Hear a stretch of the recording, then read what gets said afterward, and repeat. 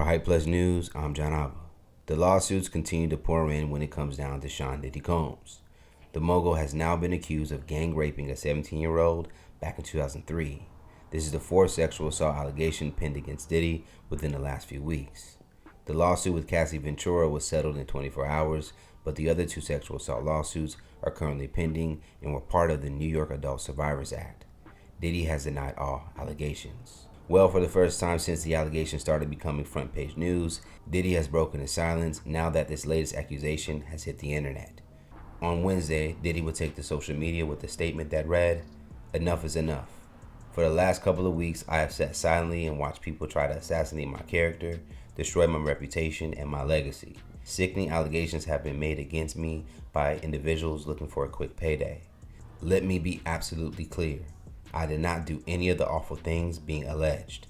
I will fight for my name, my family, and for the truth." The plaintiff, a part of this newest lawsuit, is identified as Jane Doe, and she alleges that she was flown on a private jet to Diddy's recording studio in New York, where she was raped by 3 people, including Combs and the president of Bad Boy Entertainment, Harvey Pierre. In addition, the lawsuit alleges that Diddy and his friends supplied her with large amounts of drugs and alcohol.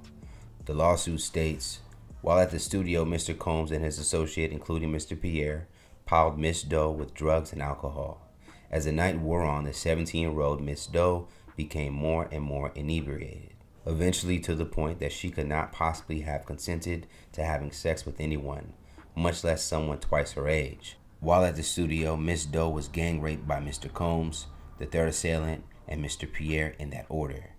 It continues saying, "Seeing 2 other women bravely speak out against Mr. Combs and Mr. Pierre, respectively, gave Miss Doe the confidence to tell her story as well."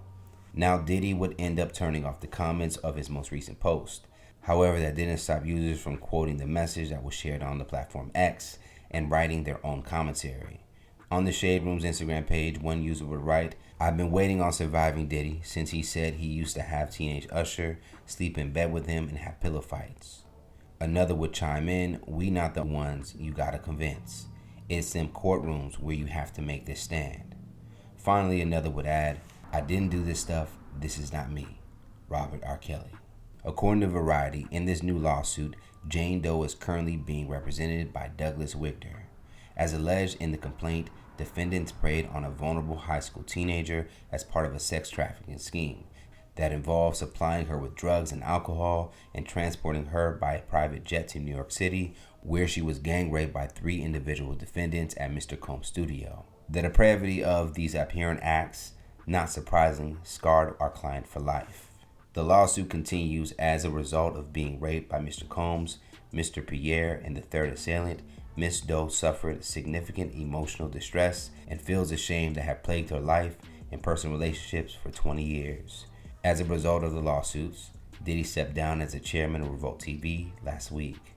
So what do you guys think about Diddy's latest response to the accusations and even hearing this new accusation take place? And for more news in comedy, culture, and music, subscribe here to our YouTube channel and follow Hype Plus across all social media. Plus, head over to hypeplustv.com for more original content. For Hype Plus News, I'm John Alba.